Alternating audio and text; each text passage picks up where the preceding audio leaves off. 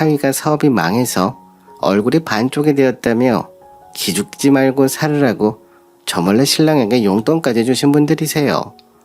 그러니 제가 훗날 더 상처를 받았고 더 신랑이 미워졌는지도 모르겠습니다. 저희 부모님은 마치 죽은 오빠를 대하듯 아들처럼 사위를 생각하셨고 정말 진심으로 대하셨어요. 저보고도 사업이 잘 안 돼서 가장 속상한 사람은 바로 너희 남편일 거야. 너무 사위한테 잔소리하지 말고 너무 힘들면 우리 집으로 들어와서 살던가 아님 엄마 아빠가 도와줄게. 농원도 정리 한번 할 때 됐지. 이제 우리 둘이서 하기엔 엄마 아빠도 힘이 붙여 하시는 겁니다. 누가 봐도 저희를 위해서 농원을 파신다는 이야기였습니다. 한평생을 해오신 일인데 말이죠. 저희 부모님은 정말 저희 신랑을 아끼고 사랑하셨어요. 제가 싸워도 늘 신랑 편이셨죠. 신랑은 그런 부모님의 마음을 받고 더 잘하려고 애썼습니다. 처음에는 오빠가 죽고 나서 부모님이 적적하실까봐 자주 찾아뵙는다고만 생각했어요. 명절에는 신랑은 시어머니한테 우리 처갓집 우리까지 안 가면 정말 적적해 하실 거야. 우리 집에는 형들도 있지만 이제 우리밖에 없으셔. 그러니까 아침 제사 끝나면 바로 갈게요 하는 겁니다. 저는 신랑이 이런 말을 해줘서 진심으로 고마웠죠. 사실 다른 날은 몰라도 명절에는 저희 부모님도 얼마나 오빠가 그립고 힘드시겠어요. 그런 부모님 마음을 신랑이 먼저 알아봐주고 시어머니한테 먼저 이야기를 꺼내주니 눈물이 날 만큼 고마웠어요. 그렇게 한 달이라는 시간이 지났습니다. 다른 주말과 마찬가지로 주말이라서 친정에 갔습니다. 별일 없으면 주말마다 농원에서 부모님 일을 도와드리는 게 저희 부부의 일과였어요. 근데 저녁 시간이 되어 가는데 친구랑 통화한다고 나간 신랑이 안 들어오는 겁니다. 그래서 저는 신랑을 찾기 위해 농원을 들어갔다가 한쪽 구석에서 신랑이 통화하는 걸 들었어요. 신랑은 매우 밝은 목소리로 통화를 하길래 무슨 좋은 이야기가 있길래 저렇게 목소리가 신이 났지 생각을 하고 몰래 다가갔어요. 하지만 신랑이 친구랑 통화하는 걸 우연히 엿듣고 저는 그 자리에서 주저앉았습니다. 이 사람은 다 계획이 있었구나. 모든 게 진심이 아니었구나. 그저 우리 가족이 돈벌이였구나. 정말 내가 이런 사람을 믿고 살았다니 내가 멍청했어 라는 생각이 들었습니다. 정말 제 두 귀를 의심할 만한 이야기를 하는 겁니다. 신랑은 제일 친한 친구와 통화를 하면서 매우 큰 소리로 웃으면서 통화했고 혼자 있다 생각해 그런지 매우 솔직하게 이야기하더라고요. 저는 이 통화를 통해서 신랑의 속마음을 알게 됐죠. 나 지금 처갓집이지. 지금 내가 잘해야지. 우리 처갓집에 자식이라고는 우리 와이프뿐인데 여기 농원 팔면 대충 15억은 될 것 같은데. 안 그래도 내가 아는 부동산에 물어봤지. 이제 이거 다 내 재산이야. 그렇게 혼자 껄껄대며 웃더니 친정오빠 이야기를 꺼내더군요. 걱정하지 마. 요즘 내가 이 집 사위인지 아들인지 모를 정도로 얼마나 잘하는데. 아마 내가 지금도 빚 좀 갚아달라고 하면 장인 장모님이 농원 팔아서 다 해주실걸. 너도 알잖아. 결혼 초반에 형님이 나한테 돈 주면서 뭐라고 했는지. 나 참 기가 막혀서 꼴랑 몇 천만 원 주면서 자기 여동생에게 잘해라. 친정에 자주 데려와라. 이딴 소리를 건방지게 왜 하냐고. 농사꾼 주제에 그렇게 나대다가 요절해버린 거지. 솔직히 그때 장례식장에서도 말은 못했지만 속이 참 시원하더라. 아무튼 내가 얼마나 지금 그 사람들 비위에 맞춰주면서 잘하고 있는데 곧 빚 정리하고 다시 사업 시작할 거야. 내가 이대로 무너질 것 같아. 신랑의 이런 이야기에 너무 어이가 없었습니다. 친정에 잘하던 신랑이라 진심으로 우리 부모님의 상처를 보듬어주는 착한 사람이라고 믿었어요. 비록 사업에 실패해서 빚은 있지만 친정에 잘하는 사람이라 용서해주면서 살았는데 뒤로는 이런 생각을 하는지 몰랐습니다. 저는 친정 부모님께 잘하는 신랑을 진심으로 믿었고 평생을 함께하고 싶었어요. 근데 신랑은 저희 부모님을 돈줄로만 보고 있던 거예요. 아마 저까지도 돈줄로 보고 있었을지도 모릅니다. 근데 신랑의 충격적인 발언은 여기서 끝나지 않았습니다. 신랑의 이어진 말은 정말 충격적이었어요. 사실 형님이 한 분 계셔서 물려받을 재산이 줄어들까 걱정했는데 신이 나에게 이 재산 몽땅 주려고 사고가 났나 봐. 형님 돌아가셨잖아. 안 그래도 형님이 이 재산 독식할까 봐 걱정이었는데 완전 잘 됐지. 이제 와이프만 잘 꼬시면 이 재산 다 내 거야. 너는 네 와이프 이런 농원 없지? 나는 우리 와이프가 농원 물려받으면 그깟 5억 금방이야. 저는 더 이상 신랑의 망언을 듣고 있을 수 없었습니다. 제가 눈앞에 나타나자 신랑은 놀라서 전화기를 떨어뜨렸습니다. 정말 귀신이라도 본 얼굴을 하고 있더라고요. 당신 지금 이게 무슨 소리야? 뭐? 엄마 아빠가 평생 일한 농원이 왜 당신 건데? 지금 당신 무슨 소리라는 거야? 이래서 주말마다 친정에 온 거였어? 난 진짜 당신이 우리 부모님을 위하는 사람이라 여겼는데 정말 당신 최악이다. 아니야, 네가 잘못 들은 거야. 그리고 친구들 앞에서 괜히 허세 부린 거지. 나 사업 실패했다고 하도 친구들이 불쌍하게 여기니까 당신은 왜 통화하는 거 엿듣고 그래? 당신이 이런 사람인 줄 몰랐어. 그래서 그렇게 빚을 지고도 당당하게 군 거였어? 이 농원이 당신 거가 될 거라 믿었어? 그래서 우리 오빠 죽어서 나누지 않게 돼서 좋아? 당신이 인간이야? 아니야, 당신이 오해하는 거야. 내가 언제 그런 말까지 했냐? 나 그 정도로 인간 쓰레기 아니다. 내가 진짜 진심으로 장인 장모님한테 잘하는 거 당신도 알잖아. 나 형님 돌아가시고 우리 집보다 처갓집에 훨씬 더 신경 많이 쓰는 거 알잖아. 신랑은 정말 무릎 꿇고 저에게 사과를 했고 제가 오해하는 거라고 몇 번이나 사정을 했어요. 하지만 저는 제가 잘못 들었다고 생각하지 않아요. 그 순간 너무 어이가 없고 정말 제 귀를 의심하는 소리를 해서 미처 녹음을 할 여력이 없었어요. 그 순간 녹음했다면 신랑이나 시어머니한테 큰 소리를 쳤을 텐데 말이죠. 근데 사람이 너무 놀라니 아무 생각도 못 하더라고요. 신랑의 이런 통화 내용을 듣고 신랑이랑 더 이상 같이 있기가 싫었어요. 저는 신랑이랑 이혼하려고 신랑에게 합의 이혼서를 줬고 그걸 신랑은 시어머니한테 이야기를 했더라고요. 시어머니가 찾아오셔서 우리 아들은 너밖에 없는데 네가 이렇게 우리 아들 버리면 어떡하니? 우리 아들 그런 못된 사람 절대 아니다. 그런 생각 가지고 사는 애가 아니라고. 우리 아들 한 번만 봐줘. 너희 집에 정말 잘했잖아. 하면서 아들을 한 번만 봐달라고 사정사정 하시는 겁니다. 어머니 아들이 저희 오빠 죽어서 저희 친정재산 자기 것처럼 이야기하는 거 제가 제 귀로 똑똑히 들었어요. 저한테 어떤 오빠였는데 그런 말을 할 수가 있어요. 저 죽고 나도 재산부터 찾을 사람이라 같이 살기 싫어요. 아니 너는 우리 아들을 무슨 그런 사람으로 보니? 우리 아들이 얼마나 착한데. 그리고 설사 그런 말을 했다고 해도 너희 둘 사이엔 애도 있고 지금 와서 이혼한다고 하면 너희 부모님은 좋아하시겠니? 우리 애가 너를 때리긴 했니? 바람을 폈니? 이혼은 절대 안 된다.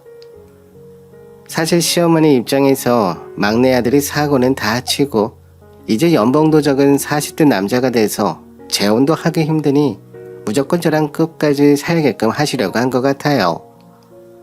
거기에 저희 집 재산이 얼만큼인지 몰랐다가 이번에 신랑을 통해서 15억 정도 된다고 하니 저를 대하는 태도도 달라지시더라고요. 은근 부모님 농원하신다고 무시했는데 돈의 가치를 알고 나서는 사돈 어른들은 잘 계시지 하면서 챙기는 걸 보니 시어머니도 신랑이랑 똑같구나 싶었어요. 신랑과 시어머니 입장에선 이혼은 절대 안 되는 일이었죠. 저희 친정집 재산이 탐났을 거니까요. 신랑은 자기 이름으로 대출도 안 나오고 신용이 거의 바닥이었어요. 빚도 있는 상황이고요. 그러니 저에게도 매달렸습니다. 절대 이혼은 안 된다고 사람을 괴롭혔어요. 매일 전화를 하는 시어머니 때문에 노이로제가 걸릴 것 같았고 문자를 보내시고 전화를 하시고 제가 이혼하면 안 된다는 말을 계속 하셨어요. 정말 사람을 질리게 하는 분이셨죠. 시어머니의 이런 행동이 더 이혼하고 싶게 만드는 걸 모르시는 건지 우리 아들 나 없으면 못 살아. 너도 하나의 엄마인데 아이에게 부모 없이 자라는 게 얼마나 상처인 줄 모르니? 너는 너만 생각하는구나. 우리 아들이 다 너랑 아들 잘 살게 해주려고 사업하다가 빚이 생긴 거지.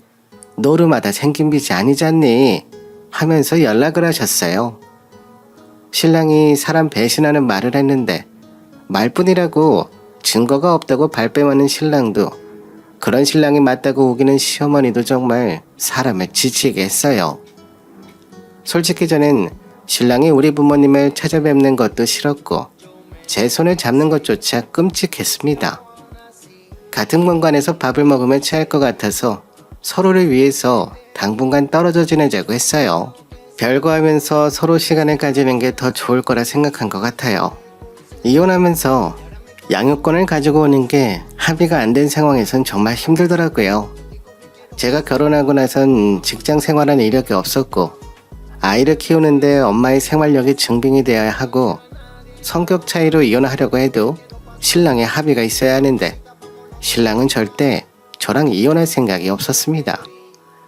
별거를 시작하고 친정에 있으면서 농원 일을 거들다 보니 요즘 유행하는 농원 카페를 만들어 보기로 했어요.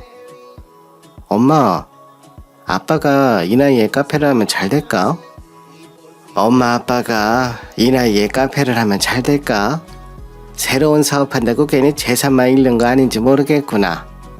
엄마 아빠가 이제 나이가 젊지가 않아. 엄마, 나랑 같이 해봐요. 평생 일하신 농원이잖아.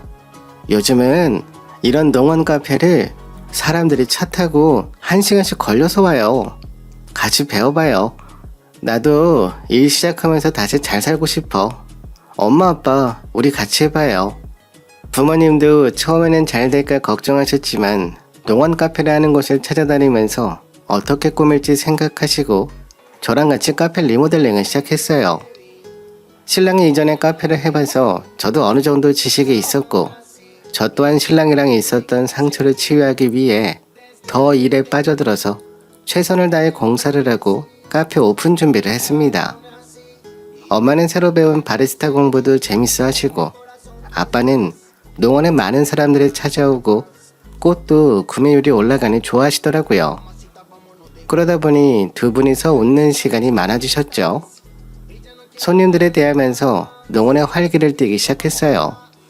사계절 달리 피는 꽃을 심고 상품으로 팔 수 있는 난을 전시하고 선물용으로도 만들고 하니 정말 시간이 잘 갔습니다. 저희 아이들도 답답한 아파트가 아닌 농원에서 뛰어놀면서 커가니 더 밝아졌고요. 정말 신랑 없이도 아이를 키울 수 있겠다는 생각이 시간이 갈수록 더 많이 들었어요. 별거를 시작하고 반년 만에 카페는 입소문이 나서 근교에서 많은 사람들이 찾아오는 카페가 됐습니다. 신랑은 그 사이에 몇십 번 찾아왔지만 만나주지 않았어요. 솔직히 만날 이유가 없었어요. 처음에는 그래도 아들의 아빠인데 라고 생각했지만 신랑은 사업이 망하면서 아이에게 좋은 아빠는 아니었거든요. 주말에도 바쁘고 평일에도 바쁘고 아이를 케어하고 같이 놀러 다니고 하는 건 다 제 몫이었어요.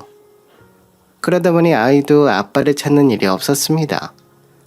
신랑은 계속 저에게 연락하고 찾아오고 했지만 여전히 신랑이랑 마주하는 게 힘들었어요.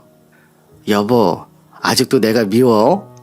그래도 우리 부부인데 우리 아들을 생각해서라도 나를 용서해주면 안 돼? 내가 바람을 피운 것도 아니잖아. 정말 말실수한 거 가지고 이렇게까지 오래 삐져 있어야 돼? 내가 잘못했다고 빌고 또 빌었잖아. 나는 아직도 당신이랑 있으면 손이 떨려. 심장이 진정이 안 돼. 당신은 나를 돈으로 보고 우리 집을 당신 빚 갚는 데 필요한 도구로 보는 것 같아서 당신이 친정에 오는 것조차 싫어.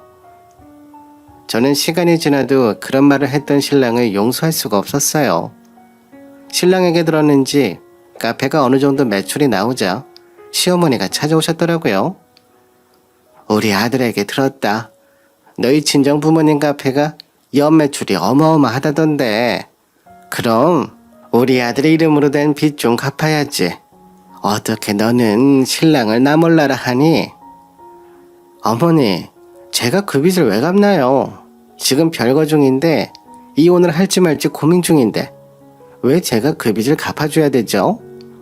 제가 저희 친정 근처에 얼씬도 하지 말라고 했고 그 조건은 어머니도 마찬가지세요. 너는 애가 어디서 시애미한테 그런 말버릇이야?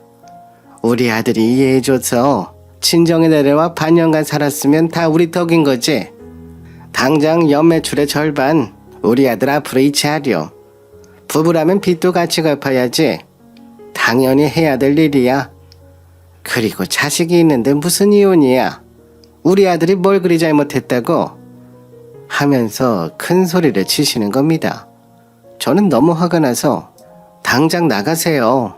저 시어머니도 지금 안 보고 싶고 애 아빠도 안 보고 싶어요. 저희 이혼하든 말든 저희가 알아서 할 테니 어머니 아들한테 가세요. 며느리는 늘 남이라고 하셨잖아요. 그 말에 시어머니는 열이 받으셨는지 옆에 화분이며 커피잔이며 다 던지시는 겁니다. 한순간에 가게 안이 엉망진창이 됐어요. 거기에 제 머리에 커피잔이 부딪혔고 저는 바로 상해죄로 고소했습니다. 거기에 영업 방해죄까지 더해서 말이죠. 이 모든 상황을 저는 신랑에게 말했고 신랑은 저에게 한 번만 용서해달라고 했지만 용서할 생각이 없었습니다. 시어머니는 처음에는 자기가 안 그랬다고 아들에게 발뺌하시다가 증거 영상을 보여주자 더 이상 발뺌을 못하자 저에게 무릎 꿇고 비셨어요. 아니, 내가 한순간 너무 화가 나서 그랬어. 정말 내가 억한 심정이 안 들었겠니? 우리 아들은 너랑 같이 살면서 사업하다 빚만 지고 있는데 너는 친정에서 사업 잘 돼서 혼자 잘 살겠다 하는데 너라면 화가 안 나겠어? 그래서 제가 신랑이 사업한다 했을 때 저도 말렸는데 제 말 듣지도 않고 신랑이 퇴직한 거고요. 사업도 본인이 다 알아보고 한 일인데 왜 제가 지금 와서 신랑 빚을 갚아줘야 되죠? 솔직히 이혼 소송하기 힘들었는데 어머니 덕분에 이혼할 수 있을 것 같아요. 여보, 우리 엄마가 정말 잘못했어. 그러니까 한 번만 봐줘. 엄마가 당신에게 일부러 커피잔 던진 게 아니잖아. 가족끼리 그러면 안 되지. 누가 가족인데? 이제 이혼하면 어머님이랑 나는 남인데. 그리고 당신이 영상 봐봐. 어머니는 정확하게 나를 향해 커피잔을 던졌어. 그대로 신랑과 시어머니는 저도 찾아오고 저희 부모님도 찾아가고 법적 고소를 풀어달라고 했고 저는 이 일을 계기로 합의 이혼을 하자고 했습니다. 물론 양육권까지 제가 가지고 오는 걸로 합의를 받습니다. 신랑은 매일 저에게 문자를 보내고 전화를 걸어서 본인을 용서해달라고 버리지 말라고 말했지만 아들을 생각해도 저 혼자 키우는 게 더 잘 키울 것 같았어요. 저는 이혼을 하고 신랑은 시어머니랑 변호사 비용으로 싸우다가 시어머니한테 버림받고 막노동을 한다고 하더라고요. 그나마 다니던 직장도 마음에 안 든다고 퇴직하고 또 사업한다고 하다가 모든 가족들과 인연이 끊겼다고 했어요. 저는 본격적으로 농원과 카페를 키우면서 행복하게 지내고 있습니다. 어릴 때는 몰랐는데 제 마음의 상처를 난과 꽃들이 많이 치유해줬어요. 농원에서 식물들과 지내다 보니 저도 저희 부모님도 마음속의 상처들을 이겨낼 수 있었어요. 3년이라는 시간이 지나면 신랑이 재산 소송을 할 수 없을 때 친정 부모님이 농원과 가게를 물려주신다고 하네요. 저희 시어머니 성격상 제가 지금 친정 농원을 물려받으면 온 변호사를 다 동원해서 재산 분할을 하려고 할 거라 변호사분이 적어도 3년 이상 시간이 지났을 때 재산을 물려받는 게 좋다고 하더라고요. 그래서 그렇게 하려고 준비 중입니다. 아직도 정신을 못 차린 신랑은 이혼하고 나서도 연락은 하지만 저는 그 사람을 용서할 생각이 없어요.